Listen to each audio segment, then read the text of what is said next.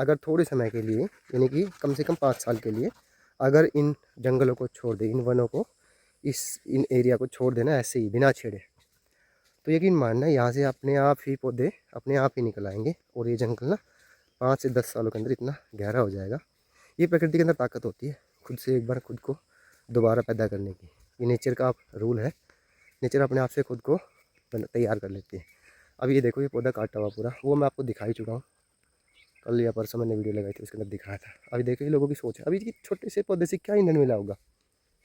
हाँ, यहाँ पे इतने सारे पौधे होते थे, बहुत सारे पौधे होते थे जब हम आज से 10 साल 15 साल पहले की बात करूँ तो इतने पौधे होते थे। अब देखो ये पौधा, ये सब क्या है, लोगों की मानसिकता की बात है कि वो लोग सोचते नहीं है। ये पौधा था पहले, आपको लग रहा होगा नहीं होगा, ये भी पौधा था, काफ़ी बड़ा था।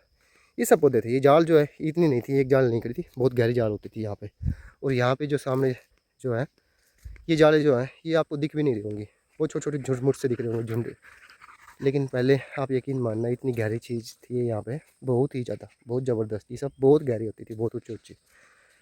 और ये जाल का पौधा है।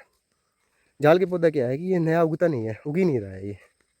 और लोगों, हमारे आसपास के गाँव देखोगे ना, गांव में, तो हमारे आसपास के गांव में ही जाल का पौधा है। आज से कुछ साल पहले की मैं बात करूँ ना, तो हमारे यहाँ पे आसपास के गाँव के 5-7 गाँव के लोग ना, पील एक छोटा होता है, like it's kind of berry, cherry not berry, cherry की तरह की वैरायटी है।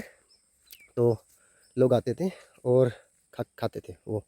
बट अब ना होती नहीं है, लगभग मेरे को याद तो नहीं है, लेकिन 5-7-10 सालों से तो ये वो बिल्कुल फल इसका विलुप्त हो चुका है। और ये पौधा अभी, क्योंकि इसका ना कुछ लकड़ी ऐसी खास होती है जो जलती हो, लेकिन फिर भी लोग पता नहीं क्यों काटते हैं, औरतें खास तौर पे।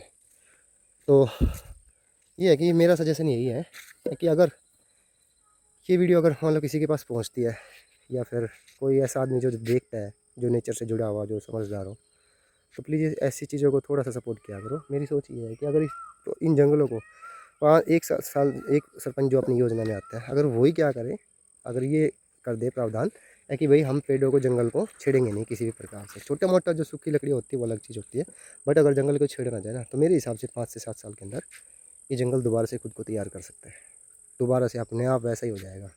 तो मैं, अगर हमें आने वाली पीढ़ियों को बचाना है, तो आप यकीन मानिए दोस्तों, हमें खुद को बचाना होगा, अपने जंगलों को सबसे पहले बचाना होगा, क्योंकि ये हमारे हरे फेफड़े होते हैं, हमारे जीवन होते हैं। ये हमें लगता है कि ये यूजलेस है, सिर्फ हमें लकड़ी देते हैं, लेकिन दोस्तों आप पढ़ोगे, देखोगे तो समझोगे कि ये सिर्फ लकड़ी नहीं, हमें इतना सारी कुछ देते हैं, इतना देते हैं कि आप यकीन नहीं करोगे। तो मेरा आप सभी को यही मैसेज है, ऐसी चीज़ों को सपोर्ट ना करें, थोड़ा सोचें प्रकृति के बारे में, क्योंकि प्रकृति हमारी माँ है, उसको बचाना हमारा काम है। तो यही था मेरा मैसेज आप सभी के लिए।